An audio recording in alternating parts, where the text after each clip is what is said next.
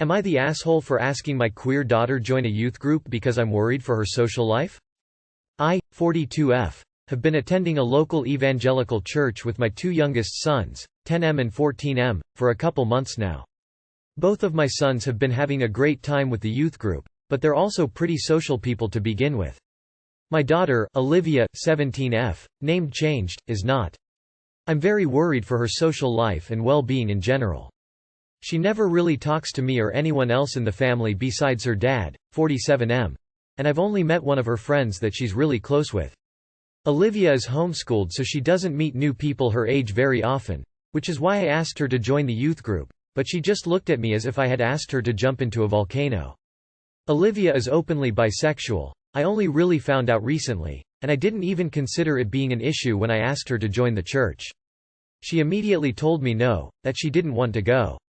I told her I was worried about her and just wanted her to make some friends, and it spurred a bit of back and forth arguing. She told me that she's met kids like that before, how she's never had anything in common with them, and how they've always been hateful towards her.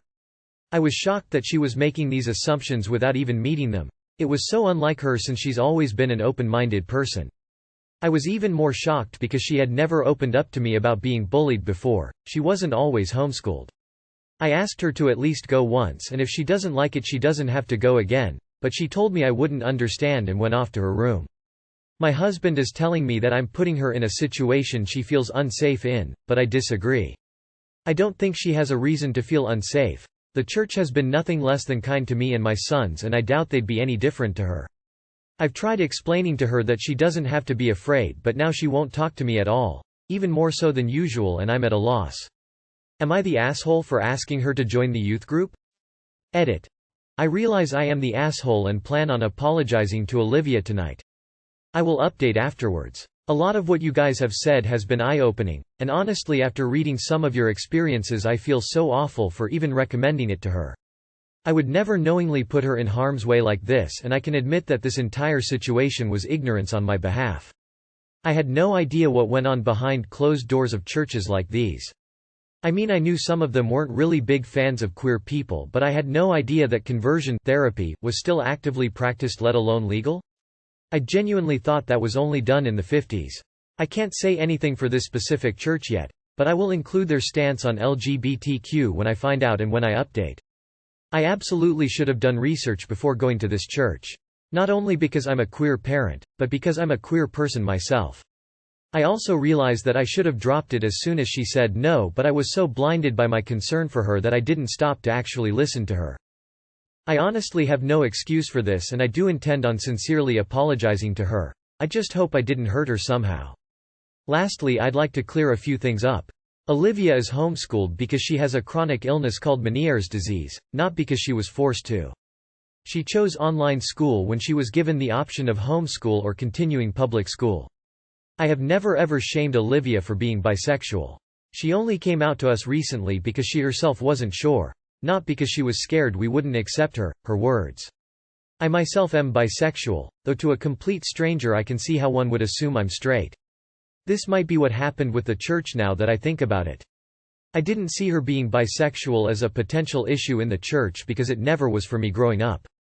Queerness was never shunned or celebrated in my childhood church. But I was an idiot to simply assume it would be like that for most churches. I also now realize how fortunate I am to have this experience, especially given the time that I grew up in.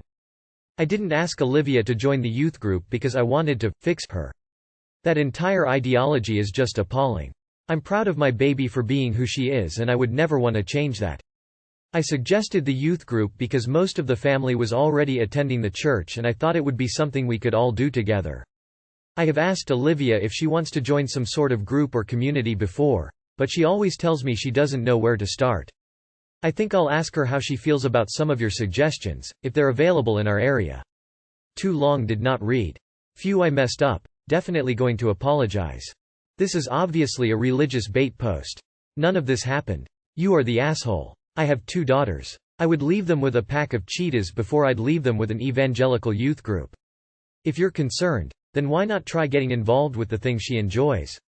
Info: have any sermons in your church touched the topic of LGBTQ at all? If so, what was the stance the sermon took? You are the asshole. How are you at a loss when she and your husband have explained the issue? At this point, you are saying you're willing to risk your daughter's emotional well-being, the thing you are concerned with, to prove a point that two loved ones have tried to wave you off. Info. Why does it have to be a church group? If this is coming from worry about her social life, then you could have suggested another, not church-related group or activity. Am I the asshole for not knowing a term that someone called Emmy is racist? I 34M. I'm a consultant and was hired by a mid-sized company for a contract that requires a meeting about once a week in office. These are usually lunch meetings. Recently, after we were done eating, I was chatting with one of the team members, Jen, and I yawned. I excused myself and said something like, "Damn, I shouldn't have loaded up on carbs just now," and Jen laughed and then yawned herself. A few people noticed this and we all had a lame little chuckle over it. Another team member in the room, Alice, says to both of us, "Damn, it looks like you two have the itis." Jen went wide-eyed, but I guess I must have looked puzzled because, well, I was. I didn't know what that meant. So Alice goes at me and says, "I know you're not pretending you don't know what the itis is." I simply told her I'm not, and I don't. Alice rolls her eyes and starts to say something and Jen cuts her off and says, "What is wrong with you?" Alice just walked out of the room and Jen apologized to me on Alice's behalf. Another guy, Dan, then explained that that term is rooted in racism, and alludes to a stereotype of laziness associated with African Americans. Now I'm even more dumbfounded because I cannot imagine what would possess Alice to say this to us. If she wanted to call us both lazy for yawning after lunch, she could have put it any number of ways. Alice and Jen are both black, and I am white, which I guess does matter to this story. Alice returns and comes at me, calling me racist and saying I shouldn't be here. I didn't say anything. Dan and Jen and another guy, Pete, came to my defense and told Alice that not only did I not say anything racist, but I barely said anything at all, and that they didn't know what her problem was. She swears she is right and I am racist, and then got close up in my face and yelled at me that it is my responsibility to be familiar with all racist terms so I can speak up if I hear one, and says she was testing me and I failed. She said that I should have known what that meant and stood up for Jen. Alice is petite and I'm a big dude, so I felt it would be prudent to create some distance and backed away. She continued about how I am the worst and eventually left the room again. She did not return, and it was all so nuts we decided to break for the day. Days later I got a call from their HR telling me someone reported the incident and that they had some questions. I answered honestly and they said that it matched up with what they'd heard, and that Alice would suffer consequences. They apologized and offered me a paid out of my contract, but I really like working with them and I told them so, and said if you are game to continue then so am I. They were happy and we hung up. Turns out Alice's consequences were that she was demoted, reassigned, and she's saying on social media that a racist man got her kicked off her team at work. It doesn't make sense, but I do feel guilty. Reddit, am I the asshole for any of this? Edit. Thank you to all who took the time to read and comment. Some clarifications. We are in the Northeast. I was born and raised here, but I don't know where the rest of them are from. If I had to guess, I would say Jen was raised here too, but I am not sure. I have no idea about Alice or the rest of them. I did not go to HR. I don't even work at their company. I'm just a consultant on a short-ish term contract. I'm there once a week, max. After the day was over, I went home and didn't say anything to anyone except my own friends and family. I have not seen her social media firsthand as I don't follow Alice or any of my clients' teams. Someone showed me screenshots of her Instagram story rants from the weekend. In Alice's kind of defense, she might not mean me when she says a racist man got her kicked off her team. She could know who went to HR and be talking about that person. I was hesitant to include it in the original post for fear being rejected, booted. But since some commenters knew or have researched, guessed, what Dan specifically pointed out when explaining the itis racist roots was that it had stemmed from N-word itis, and Jen confirmed. Not the asshole am I dumb or a black woman deliberately said a racist slur insulting her own coworker of her race and then call the white guy racist who have no clue what it is. So a black person called you a racist term in front of another black person, you're supposed to defend the second black person from the first black person? Wild. Not the asshole at all. Alice talked herself into a crazy corner and she needs to just stay there. Side note. I'm black and I thought, the itis was made up by the Boondocks Tears of Joy. Fake. Not the asshole. It isn't your responsibility to feel offended when someone thinks you should. Am I the asshole for wanting to be told about a $600 wedding expense in advance? I, F30, am maid of honor at one of my oldest friend's wedding, F31. We've been friends since 2001. The wedding is a small destination wedding, at a luxury resort, with fewer than 20 guests. The bride insisted to pay for my room for 2 nights. I repeatedly offered to pay my own way but she declined every time. Last I offered was early March, wedding is in May. I had been happily single for 6-ish years when her fiancé proposed. She said that if I were to find a boyfriend by the time her wedding rolls round, he would be invited. I met my boyfriend in early 2023. When I told her, she immediately asked if I wanted to bring him. I declined because we'd only been dating a little while. If we broke up, he'd be in all the photos. Still, she has been asking me every single week if I've changed my mind. I have been telling her straight up no all through February and March. I also know the groom's sister is unhappily single, so I didn't want to make her uncomfy. I told the bride this. I also said that since the bride hasn't met him yet, I wouldn't bring him. Eventually, I introduced them, just because they're both important to me. She liked him. She kept asking if I wanted to bring him, and said if we were bringing him, we'd have to pay his expenses. I asked how much would it cost. She said she didn't know, we'd have to see. So I said no to bringing him, again. After her asking again, we agree. I text her to ask how much money to set aside. She says it's $300 per night.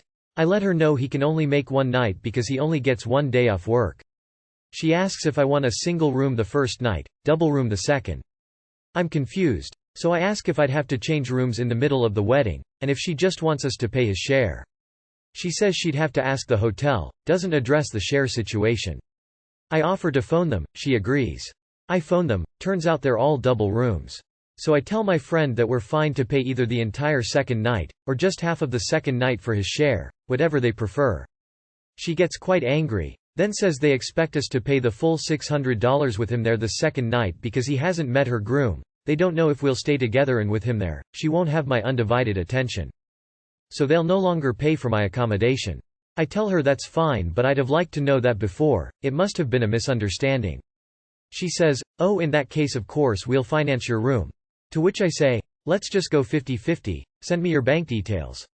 To which she says that she was being sarcastic. What place has sarcasm in this? She's angry. She was being very unclear about them not paying my share anymore until she got angry. $600 is 25% of my salary and I see her weekly. She could have told me at any time that if I bring my BF, she will rescind her offer of paying for my room. Am I the asshole for wanting to be told in advance? We are still attending the wedding and paying the $600. At this point, I'd tell her to shove her wedding up her ass. Not the asshole. Sounds a bit like your friend wanted an excuse not to pay for your room.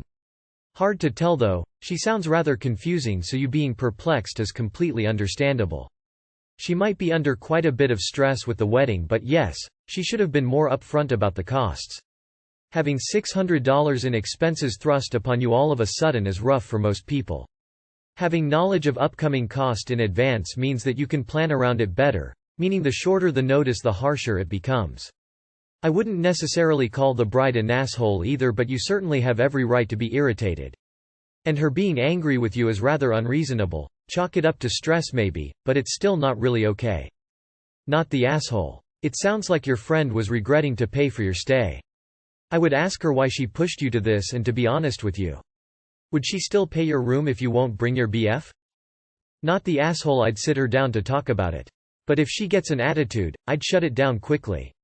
She may be stressed or whatever, but it doesn't get her the right to treat you badly. Not the asshole. And the situation leaves a sour taste. All this nagging you should bring your new BF. That was a setup to have a cheap excuse to make you pay yourself. You lost that friend the moment she realized they overstretched their budget for their wedding. Would I be the asshole if I asked this Ukrainian lady to stop bothering me? I met a Ukrainian girl at the post office who was having trouble communicating with the staff. I have lived and worked 5 years in Moscow and am fluent in Russian, so I offered to help. I then gave her my phone number and told her to call anytime she needed help with the language. She asked if she could share the number with her mum and I agreed. Within the week I got a phone call from her mum, Elena. Elena had received a letter from social services saying that the financial aid she had applied for had been denied. She sounded very stressed out and anxious. I told her I'd try and find someone who can help. I got a hold of a lawyer friend who's worked with refugees before. I called Elena to arrange a meeting with him, but then she gleefully told me that the issue was over. She had just phoned her caseworker and they had solved the issue immediately. I was upset that she hadn't bothered to let me know there was no need for me to spend the day making calls, but I said nothing. A couple days later while at work I got a text from her in all caps saying that her son was being suspended and they needed me to talk to the teacher. I explained that I was at work and asked if maybe she could get the teacher on the phone and I'd be happy to translate, but she just replied please come and nothing else. So I explained the issue to my boss, got in the bus and rode 20 minutes to the school, only to find Elena smiling at the school gate, who said that everything was resolved already but she just wanted to meet me in person. I explained that I had left work just for this and I'd have to make up for the missing hours later in the evening and that while I was happy to help, please don't tell me something is urgent when it actually isn't. She kept smiling and saying how thankful I should be that she'd given me an excuse to leave early. Now, this has kept on happening at least once a week for the last month and a half. Elena calls me and requires my help immediately. I then agree to help with whatever it is, write a letter, come over to social services, find her a piano teacher for her children, only to find that she doesn't need my help anymore, didn't bother to let me know, and doesn't feel she owes me any kind of apology. I've previously told her that if she wants to hang, she can just text me and we can arrange something over the weekend, but she never does that. She only calls with semi-imaginary, extremely urgent problems that I need to resolve now. When I try and offer to do it later or the following day, or to get her in touch with someone who's more fitted to help, she just hangs the phone on me rather angrily. This has happened twice, which makes me feel quite guilty for not being readily available to help her. At this point I'm rather fed up with her and I'd just rather tell her not to call me anymore and block her number. But I feel bad because she's a refugee and probably gone through a lot, and this might be the way she manifests her trauma. Wibta? She is the asshole. Block her. This woman is making you pay for her traumas. She should have translators available and a caseworker to get shit done for her. It is not your job. Not the asshole. People can come from traumatic circumstances and still be Oz. You need to be firm. She doesn't actually care that she's impacting your life negatively and you're letting her get away with it because you feel sorry for her. Not the asshole. She's taking advantage of you and being rude about it. I think she doesn't actually need your help. She's making up excuses because she wants to see you. But don't spend any more time on her. Just block her. Not the asshole. Not the asshole. No one can take advantage of your kind nature if you don't let them. It's pretty obvious that she is deliberately interfering with your job and life. Someone once said, be careful of who you befriend. You never know how long it will take to get rid of them.